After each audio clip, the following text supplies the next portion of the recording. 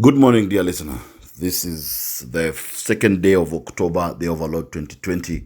As always, I'm happy to be with you and to be able to share with you whatever it is that we have prepared this day, which will enable us to build our families and to be able to build our homes. As always, I like beginning by thanking God for all of you, thanking God for how far we have come and for our journey. This wonderful morning, I talk about the characters that make marriage difficult.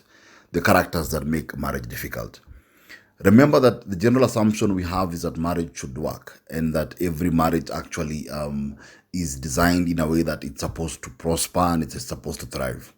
But there's some things we never foresee that at times complicate the journey of making the marriage better.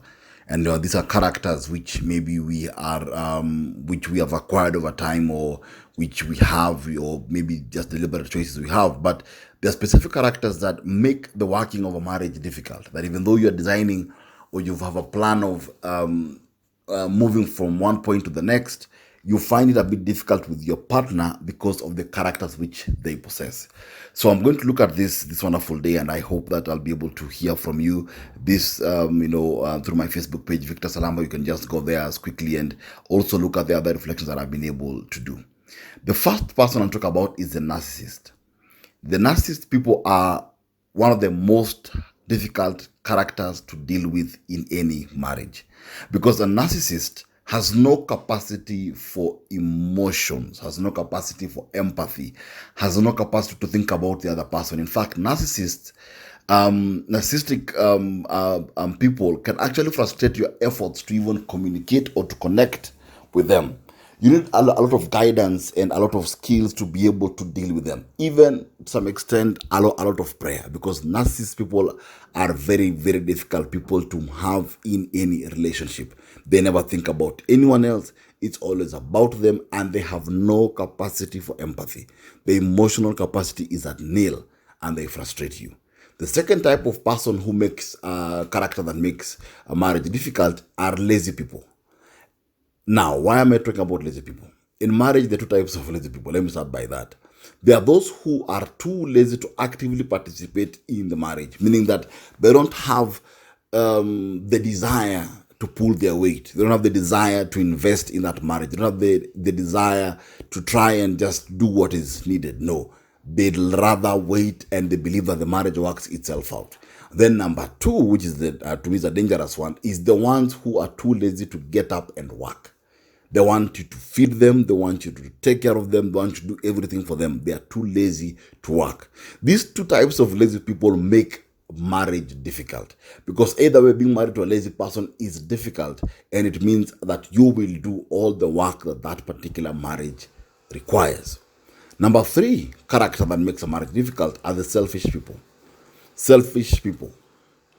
Because it is difficult to make a marriage work with a person who can never sacrifice for the good of the marriage.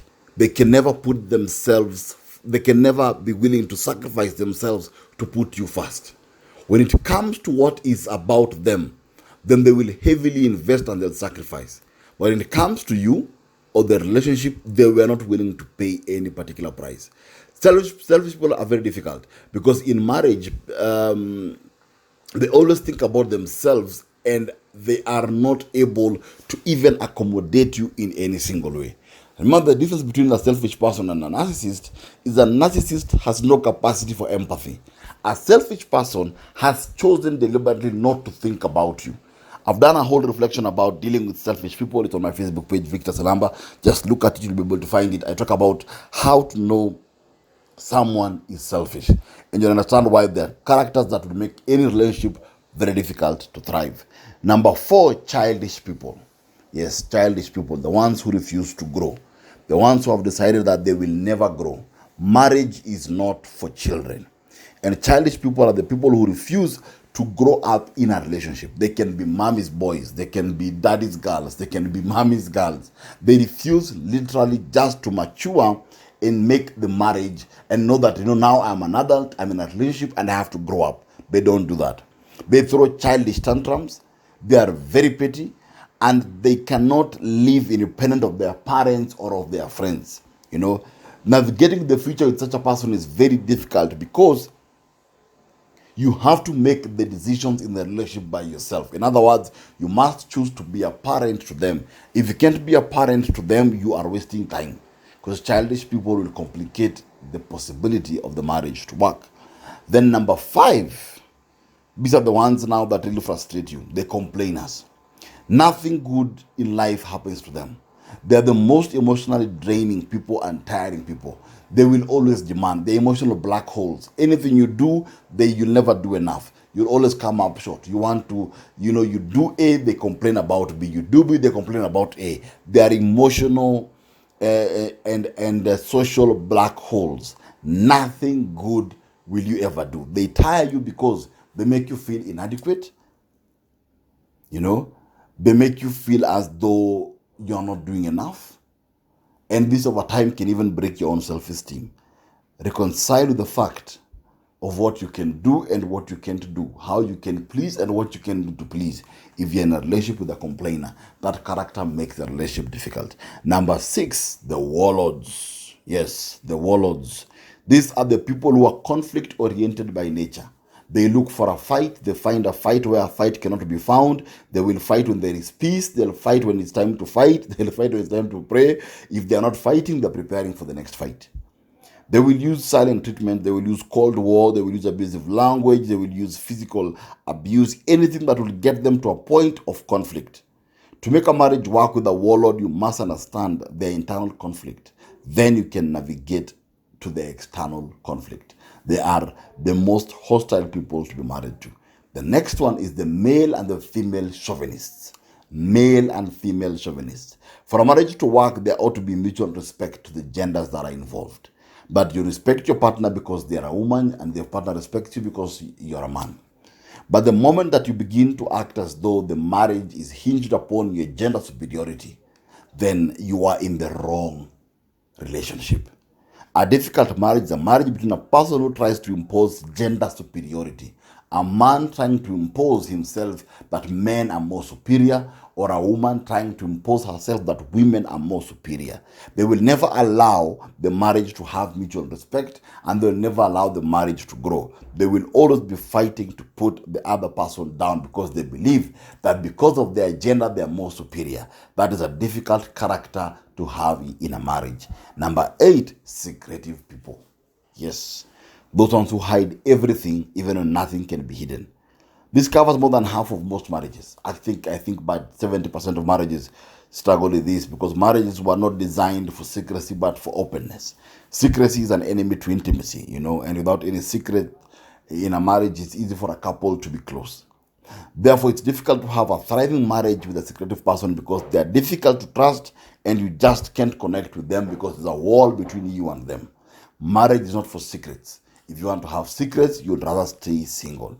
Dealing with a secretive person can be very, very taxing. Number 9, my personal favorite, the pathological liars. The ones who have a unique gift of lying. Lying in itself is an annoying thing and frustrating. But dealing with a pathological liar is even more frustrating, because they are more loyal to the lie than they are to the relationship. A pathological liar will lie even when there's nothing to lie about. They will lie even when the evidence is against them. They will lie even when all laws of logic speak that they should not lie. They lie. And they're annoying because they mock your intelligence, and at times they complicate what naturally would not have been difficult. That is the problem with pathological liars. And they can frustrate you because they always go around in circles and circles and circles. You never really know them. And lastly, number 10, religious fanatics.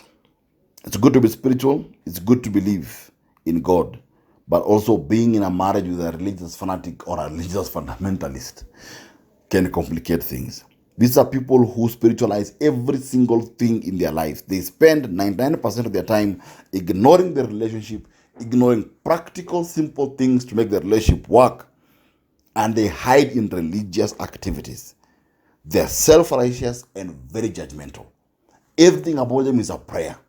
They want to hide in prayers. They want to hide behind novenas. They want to hide behind church functions. They want to hide behind all those things, ministry. They don't want to be practical and real in the marriage. And if you are with them, you are always the one who's on the wrong. My dear friends, these are the 10 characters that make a marriage difficult. Remember, these characters don't mean doom for your marriage, no. It simply means that you require a unique type of skill set to be able to navigate these relationships. Because with such people, when you're with them in a relationship, if you don't have a different skill set based on the difficulty in their characters, because their characters are designed to sabotage that which you're trying to build. That's why, my dear friends, we have to know them to be able to manage them. I'm Victor Salamba. This is my morning reflection, and you can find more reflections on my Facebook page, Victor Salamba.